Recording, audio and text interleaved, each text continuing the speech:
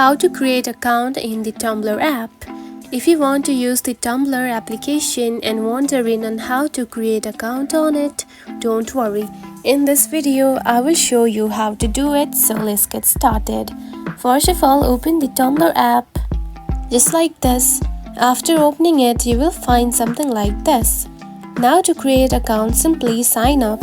Now to sign up, you can use your Google, Apple or your email. Simply choose one. For now, I'm simply signing up with my Apple ID. Now I will continue with Apple and tap on to continue. Now you can see it is now signing in. Now simply choose your birth date, just like this, and tap on to next. Now simply use your blog name, just like this, and tap on to next.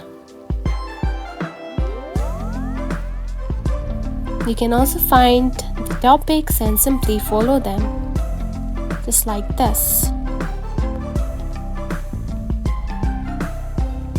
and tap on to next. Now follow 3 more vlogs just like this and tap on to next. Now tap on to next once again, and now you can see you have simply created an account on the Tumblr app. And that's it. This is how you can create account in the Tumblr. If you found this video helpful, don't forget to like and subscribe for more tips. Thanks for watching.